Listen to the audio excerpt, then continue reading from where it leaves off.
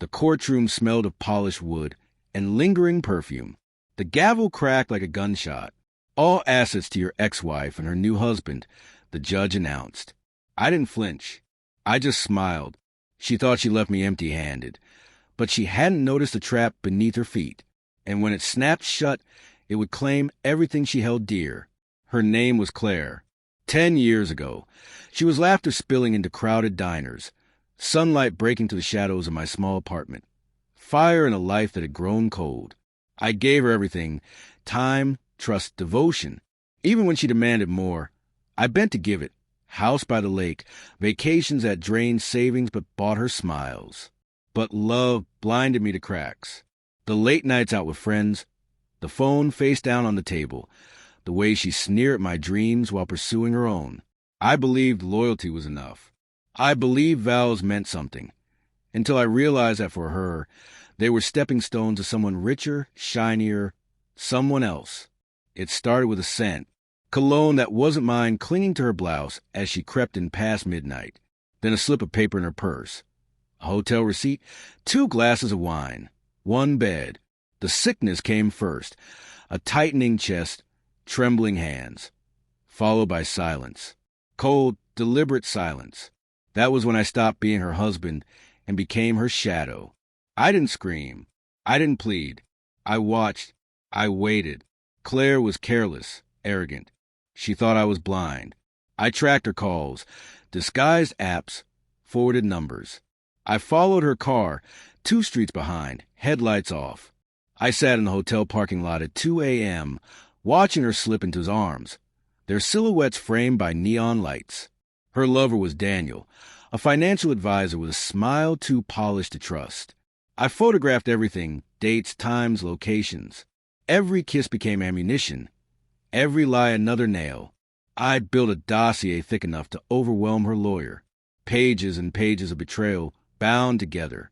She thought she was writing her own freedom story. I was the editor, and I controlled the ending. Revenge had to be clean, precise, legal. So I mapped it out like a blueprint. Step 1. Quietly transfer liquid assets into a trust under my brother's name. She couldn't touch what was no longer mine. Step 2. Restructure the business. On paper, I appeared to remain the face, but control shifted to silent partners. She'd inherit only debt. Step 3.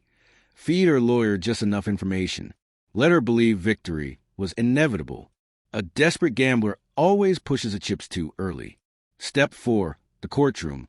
Let the judge hand her what she thought she wanted. Smile as she celebrated. Wait for the silence after the applause. Step 5. The collapse. The day the verdict came, Claire squeezed Daniel's hand. Triumph shone in her eyes. The predator's joy of a victory she assumed was hers. All assets to your ex-wife and her new husband, the judge said. Her smile was a dagger, mine a scalpel. She leaned close, whispering, "Guess you're finally empty." I met her eyes and replied softly, "Check again." 2 weeks later, foreclosure notices arrived at their new mansion. The bank reclaimed the lake house. The business they thought they owned bled red ink. Creditors swarmed like vultures. Daniel's firm severed ties after I funneled evidence of embezzlement into the right hands. He went from tailored suits to begging for freelance scraps. Claire stood in a half-furnished kitchen, screaming at bills, realizing the empire she stole was nothing but sand slipping through her fingers. She called once, voice shaking, venom replaced by panic. "What did you do?" I answered honestly, "Nothing you didn't hand me first." Then I hung up. Now, the lake house sits empty. Weeds cracked the driveway where we once carved our initials. Daniel fled to another state, chasing a career that won't revive. Claire rents a 1-bedroom flat above a liquor store. And me? I walk free, not richer, not poorer, just untouchable. Betrayal cuts deepest when it comes from the one you trust most. But justice, served cold, lingers longer than love ever could. I don't dream of her anymore. I don't wake with anger in my chest. I only carry a lesson etched into bone.